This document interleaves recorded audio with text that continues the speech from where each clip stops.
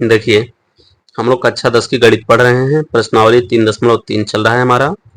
NCERT की किताब से प्रॉपर सॉल्यूशन चल रहा है। क्वेश्चन नंबर 2 हम लोग लगा रहे हैं। इसमें कुल 5 क्वेश्चन दिए गए थे। क्वेश्चन नंबर 2 के पहला और दूसरा क्वेश्चन को हम लोग जस्ट पिछले वीडियो में लगाया। अब यहाँ पे हम बात करेंगे क्वेश्चन नंबर 3 की। तो सवाल हमारा क्या होगा? क्वेश्चन नंबर 2 का तीसरा, यही प्रश्न हम लोग लगाने चल रहे हैं। तो हम लोग सबसे पहले एक बार प्रश्न को अच्छे से पढ़ लेते हैं।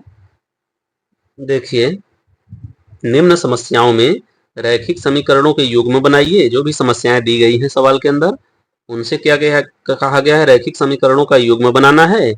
उनके हल, यदि उनका अस्तित्व हो, क्या करिए? विलोपन विधि से ज्ञात कीजिए। तो आइए, कह रहा है 2 अंकों की संख्या के अंकों का योग जो है 9 है। इस संख्या का 9 गुना संख्या के अंकों को पलटने से बनने वाली संख्या का 2 गुना है। वह संख्या ज्ञात करिए। तो देखिए, संख्या कैसे ज्ञात करते हैं हम लोग? 2 अंकों वाली संख्या की बात कर रहा है। 2 अंकों की संख्या के अंकों का योग 9 है। ठीक, तो हम लोग यहाँ मानेंगे, माना 2 अंकों वाली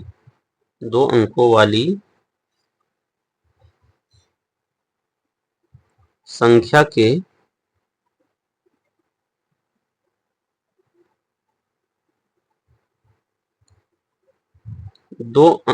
माना 2 अंकों वाली संख्या का इकाई अंक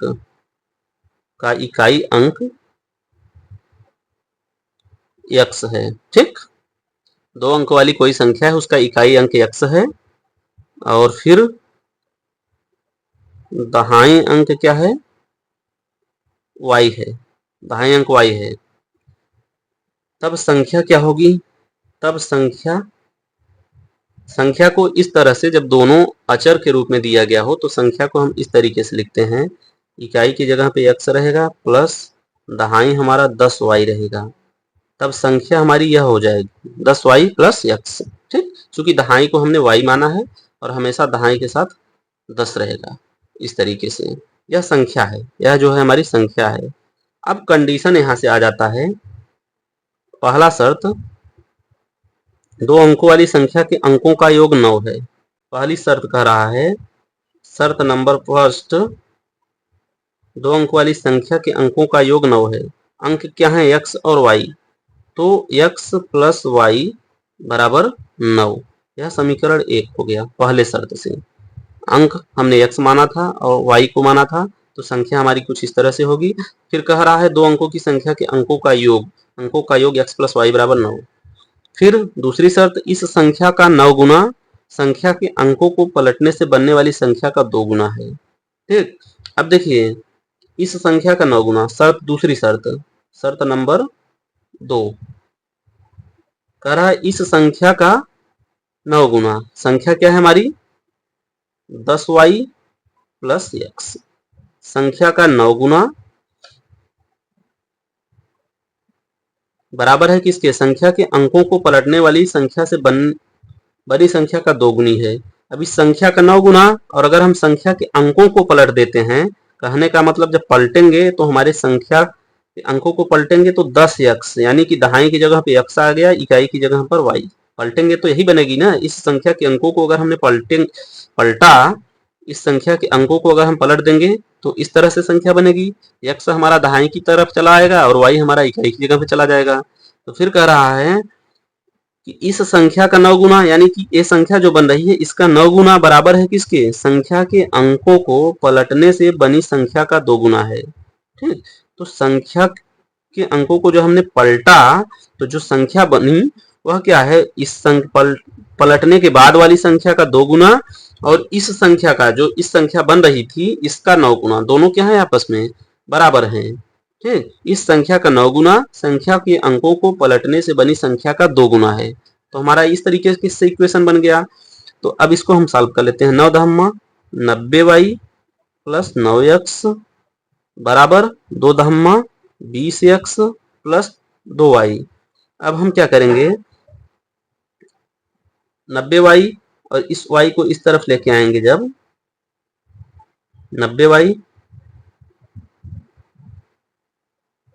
माइनस 2y बराबर यह जो हमारा 20x है, इस x को इस तरफ लेके आएंगे तो माइनस 9x। तो यह हमारा 88y हो जाएगा। 90y में से 2y को घटाएंगे तो 88y हो गया, और 20x में से 9x को घटाएंगे तो क्या हो जाएगा, 11x हो गया। ठीक, 11x हो गया। और यहाँ से x 11 से 88 को काट दिए तो हमारा क्या निकल के आ गया, x बराबर 8y। यह हमारा समीकरण 2 हो गया। चलिए, यह हमारा क्या हो गया, समीकरण 2। समीकरण 2 हो गया। इसको विलोपन विधि से हमको सॉल्व करना है, या समीकरण 2, समीकरण 1 और 2 को क्या करना है, विलोपन विधि से हमें हल करना है। यह हमारा समीकरण 2 आ गया। अब देखिए समीकरण 1 और 2 को क्या करना है, विलोपन विधि से हल करना है। समीकरण 1 हमारा क्या है, x प्लस वाई बराबर 9। ठीक, और समीकरण 2 हमारा जो है इस तरीके से बन जाएगा, x माइनस 8y बराबर 0। इस 8y को बराबर कुछ तरफ लेके चलेंगे जाएंगे तो माइनस 8y बराबर 0। अब जब सॉल्व करेंगे तो विलोपन विधि से हल करते वक्त क्या होता है कि दोनों समीकरणों में या तो x के गुणांक आपस में बराबर हो या तो y के गुणांक आपस में बराबर हो। तो यहाँ पे देख रहे हैं x के गुणांक दोनों जगह पे आपस में क्या है, बराबर है। तो हमें और कुछ नहीं करना है, बस समीकरण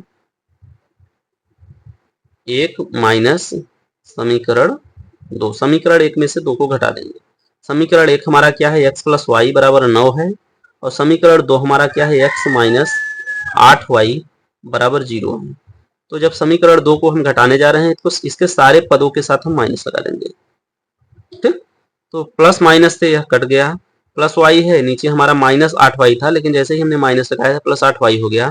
तो 1y प्लस 8y मिलके क्या हो गए, 9y, और 9 में से 0 को घटा देंगे तो 9 आ गया।